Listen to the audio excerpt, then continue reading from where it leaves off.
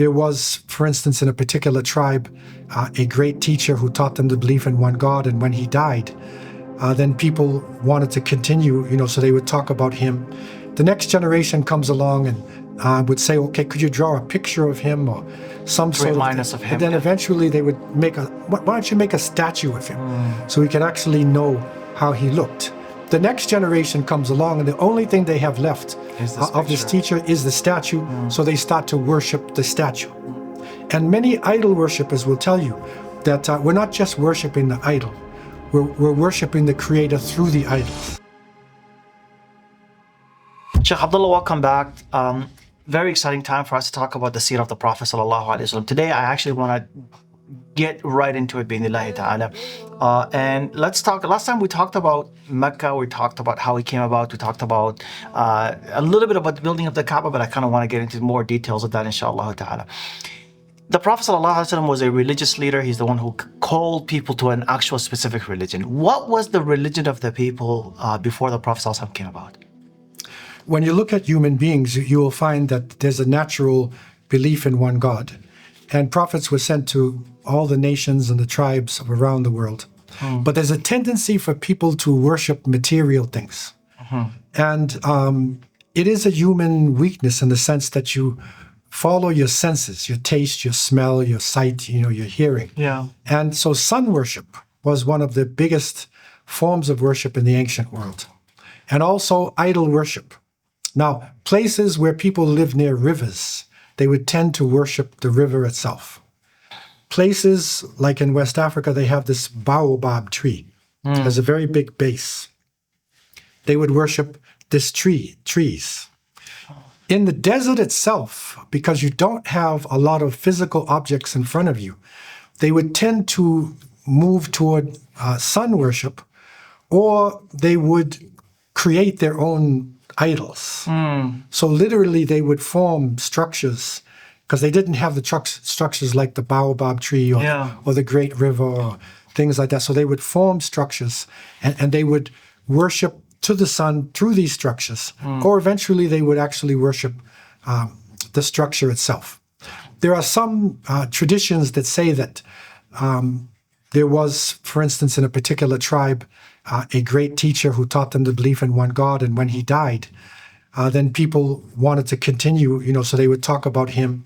The next generation comes along and would say, okay, could you draw a picture of him or some sort of remind us of him? And then eventually they would make why don't you make a statue of him so we could actually know how he looked.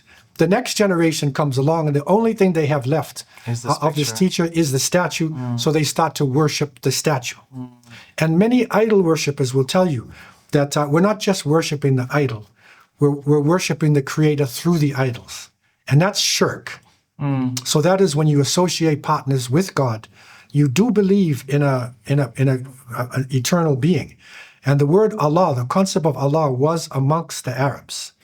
But they went through the different idols and the demigods that they had in order to get to the Creator, and that is classical polytheism. So even though the Kaaba itself was established by Prophet Ibrahim alayhi salam for the belief in one God, with this generational weakness that people have, they went back into this idol worship in order to deal with the different issues facing them. So that's just in Arabia, really, is really what you're talking about. Can we talk a little bit more about, I guess, really outside of Arabia now at this point? So I guess really in Arabia, they worship idols. How about the Christian kingdoms? How about those kingdoms that were surrounding the Arabia? Like, did they know about, did the Arabs know about Christianity? Did they know about Judaism? Did they know about Persians, for instance, and how they worshipped and so on? Yeah. Well, the Arabs who traveled north and did business with the Byzantines, with the Romans and the Greeks, they came in contact with Christianity because we recognize the fact that in 325 AD, Constantine, who was the Roman emperor, the power of Rome shifted from Italy to Constantinople. And Constantine brought the bishops together in 325. They put together the modern-day Bible. They chose the Trinity as their belief, and they began to spread this with Roman power. So the Roman missionaries went all the way up the Nile, and they reached Ethiopia. All that region there in Africa, they were in different places. And the remnants of those Christians who did not accept the Trinity, they also hid and ran away to different parts of the world. So therefore, the Arabs who were in the middle, they had some contact, with the main Trinitarians of the Byzantines, but they also met Christians who believed in one God. So there was no unified teachings that they had at that time, but they had come in contact with them. How did they think of them? Did they think highly of them? Like, did the Arabs think highly of Christians, or did they just thought that they were crazy, that they were just worshiping? Like, I kind of want to know the perception of how the Arabs saw those people of the book who came before the Prophet, because that's really important on how they accepted the Prophet himself, right? Well, we have to recognize the fact that communication was very weak at the time. Yeah. So the Arabs living in the Arabian Peninsula did not have that much of an understanding of what Rome actually was. They did not have that much of an understanding of Persia itself. Now, the Arabs who went on the peripheries, on the borders, they came in more contact, with Rome and Persia, and with Ethiopia. But in the center, they looked at them as foreigners who were coming from different lands, people to do business with. They had their own beliefs, but they didn't really give much prominence to it. We don't have written literature, from amongst it. And from the oral literature that has come in the poetry, that there's not much discussion about Christianity itself. As a way of life. Yeah, because we do know that, like, of certain Arab tribes, the Ghassan, for instance, those are the ones that lived in there. They were actually Christians, right? For a long, even during the times of the Prophet, this when they came and visited him, right? So that's why I was kind of just wondering how at that time. Okay, so that's how they worship, Sheikh. So clearly, then, I guess at that time there was, clear freedom of worship, if I want to say, if I can even say that, right? Because people worship whatever they want to worship. Even if you want to make your own God, you would do it. What was religion? Like, what was the importance of religion itself as an actual thing to do for human beings? In the Arabian Peninsula, especially in Mecca and Hijaz area, religion is tied with economics. Because Mecca itself was not only a religious center where the people would put their idols, because the Kaaba eventually had 360 idols put in it. People would take a stone, even from Mecca or the Kaaba area, take it back to their village and make an idol out of it. But they would also do business. So religion was connected to their business. We couldn't say that they had much spirituality in a sense. They didn't really care. They figured you live and you die, and it's based on power. We don't really get much spirituality coming from the people living in the center of Arabia. But again, the peripheries, the people on the peripheries, they did come in contact with other nations, and they started to change to the point where just before the time of Prophet Muhammad ﷺ, there were people called the Hanif, the Hunafa. So these were people who were not idol worshippers. They believed in one God. They were not mainstream Christians. They were not Jews. They believed in one God, but they didn't have an actual identity itself. You also have in the south, in the Yemen, because of Yemen being in the south and the trade routes, at some points they were conquered by the Persians, and there is discussion about a Jewish king, Dhu Nuwas, who took over in the Yemen area. So Judaism was there. And then the Christianity of the Ethiopians came across. So down in the south, there was contact that's different than in Arabia. But because of the lack of communications, what goes on in Yemen doesn't affect the people really in the center of Arabia. Maybe every 2-3 years you get some information, about what happens in the Yemen, but they didn't have direct contact. Yeah, but generally people were actually, I guess really then you would say, open to new ideas, open to challenges to their own religion and so on. I think this is important to actually set, because when the Prophet ﷺ came and talked about a religion, this wasn't a new thing to them. It wasn't like we've never heard of a prophet before, right? They actually kind of knew this before. Okay, this is really wonderful, Sheikh. So that's, I guess, really the story of Mecca and how it became a major hub. I guess the next thing that I want to talk about is the style of leadership within Quraysh itself? How did they, there's a society itself, how did they rule each other? How did they work with one another? I mean, just generally, how did they live as a society within Mecca? Generally speaking, when we look at Mecca, and again, the nobility, which is coming out of the family of Ismail alayhi salam, who had a number of sons. He had 12 sons, 10, 12 sons. So from his family and then Jurhum, and the other tribes, because there were other Arab al-Araba from the Yemen who were coming into Mecca as well. And you even have struggle that goes on between the different tribes of the Arab al-Araba. So it is within this milieu, this mixture of people that the Quraysh took the leadership. And one of the descendants of Ismail in particular, whose name was Qusay. And Qusay was a very organized type of person. So he actually developed ministries where he would give ministries for feeding people, for giving water, military, political. So he sort of set ministries there, which is the basis of an organized society. And then, it is through his descendants that these ministries started to actually take form. And out of Qusay's sons, you see different people who are ruling the ministries. It's a long, complicated story, but basically, one of his sons, Abd Manaf, he was able to seize authority and to be one of the major, if not the major leader in Mecca at the time. And he especially was in charge of feeding pilgrims and giving water.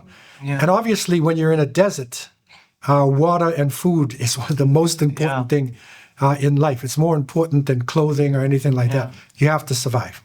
So Abd Manaf really, organized himself, and that leadership that was coming from, Qusay, coming from the Quraysh, because this is all part of the Quraysh lineage. They are the prominent people, who are in charge of the leadership. You have the masses of the people who are there, but the ones who control the ministries are coming from the Quraysh, coming from Abd Manaf's family. They even struggle with each other. Some of them, Abdul Dar and Abdul Uzza, that they struggle with Abd Manaf. Over power. And even Prophet Muhammad ﷺ even witnessed this struggle that went on, between the different families of Quraysh or sections of Quraysh that were power groups because they were controlling ministries. But, so it's really, Sheikh, sorry, Sheikh. So it seems to me like you're describing a leadership style that is in the service of the people, right? I mean, these guys, they didn't tax people, they didn't do any of these things.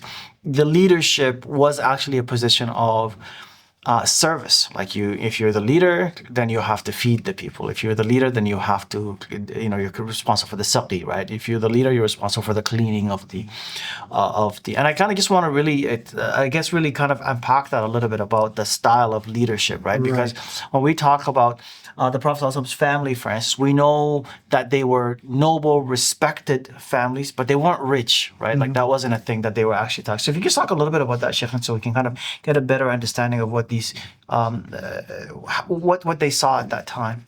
Well, this is important because when you look at the different areas of leadership, whether it be the water, saqaya, the water or feeding, or whether it was a nadwa, was the political leadership, liwa, which is really military leadership. It sort of shapes personalities. And so the people who controlled the political leadership and the military leadership, they ruled more with power and fear. But the people who controlled the water and the feeding, they would be loved by the masses of the people.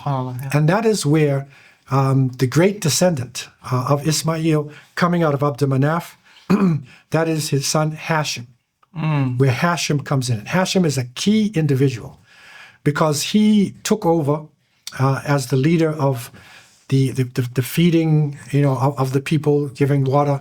And because of this, and something within his personality, some even say there was something about the look of this particular son and his descendants, people gravitated toward them. So he was really the first to establish organized trade routes from north to south. Okay, so this very important thing that that he did. It was there before, from time immemorial, but he really organized it, and he really made it a key part of the economics, of Mecca itself. And so he was beloved by the people. He eventually went north. He married a woman, Salma, from Yathrib, was Medina, and then surprisingly enough, he died in Gaza. So that's how important Gaza is to us. We can never forget Gaza. So he actually died up there, in that area on the coast. He was doing his trade.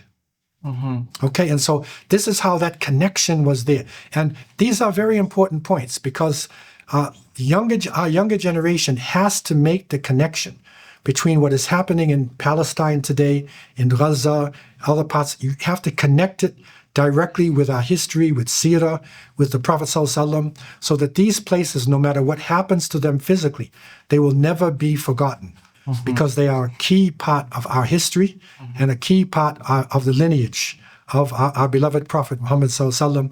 These are the things that unite us as Muslims. I think it's really important to also note that the name Hashim is really basically the actual the family name of the Prophet ﷺ. They're considered Banu Hashim. But I also just want to mention, I don't know why I thought of this, but the name Hashim itself means the one who breaks food, right? Like that's the actual name. So he was the one who anybody would depend on for food, right? If they actually knew him. Yeah, so this is a very important point because again, he's breaking up the food and making, porridge and whatnot. Amr, his name was Amr actually, itself. But then he takes on that name. And Hashim's important. If you get a Jordanian passport, it says the Hashemite kingdom of Jordan. That's right. If you are a king in Morocco, you say that you're, Hashemite. The Ayatollahs in Iran that wear black turbans, they claim to be Hashemites. The Mahdi that we believe will come at the end of time, will be coming from Banu Hashim. I mean, so this is very important concepts that we link these together with what is happening to us today. And I think it's also important, Sheikh, to understand the fact that these were noble men. But again, I just want to press on that point that they're considered noble men based on the service that they were giving to the community, as opposed to the way that they were ruling with tyranny, or the way that because they didn't have that. They didn't have armies. They were just families, basically. And obviously, the larger the family, the more you have of it. Okay, Sheikh, this is really actually important. Jazakallah khair. This is the lineage of the Prophet ﷺ. Next time, inshallah, we'll get into more deeper discussion. Bi-idhnillah ta'ala.